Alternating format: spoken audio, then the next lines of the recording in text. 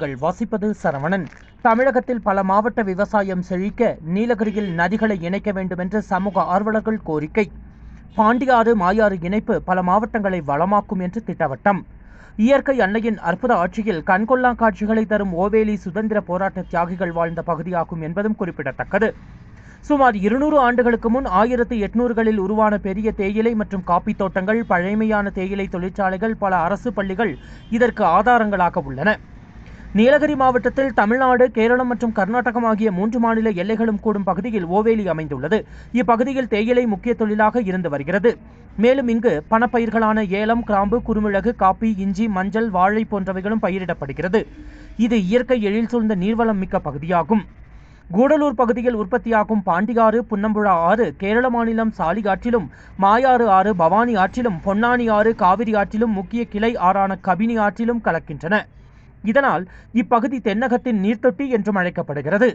இங்கு உற்பத்தியாகும் முக்கிய ஆறுகளின் கிளை ஆறுகள் ஓவேலி வனப்பகுதியில் உற்பத்தியாகின்றன. இங்குள்ள ஹெலன் ஆற்று நீர் கூடலூர் நகராட்சியின் குடிநீர் தேவையை பூர்த்தி செய்து வருகிறது. இப்பகுதியில் ஏராளமான நீர்நிலைகள் உற்பத்தியாகி கோடையில் மக்களுக்கு மட்டுமின்றி வன விலங்குகளின் குடிநீர் தேவையும் பூர்த்தி செய்து வருகின்றன.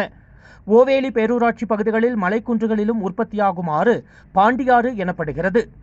ஆராட்டுப்பாறை என்ற இடத்தில் பாண்டியாறு, புன்னம்புழா ஆகியவை ஒன்று சேர்ந்து காட்டாறாக பெருக்கெடுத்து ஓடி கேரள பகுதிக்குள் நுழைந்து சாலியாறு என்ற பெயரில் எந்த பாசன திட்டமும் இல்லாமல் வீணாக அரபிக்கடலில் கலக்கிறது. தற்பொழுது ஓவேலி பேரூராட்சிக்குட்பட்ட தர்மகிரி பகுதியில் வனப்பகுதியில் உள்ள ஆற்றில் அதிக தண்ணீர் ஓடுகிறது. பெரும் பாறைகள் அதிகமாக கொண்ட அந்த ஆற்றில் பாறைகளுக்கு இடையே தண்ணீர் ஆர்ப்பரித்து ஓடுகிறது.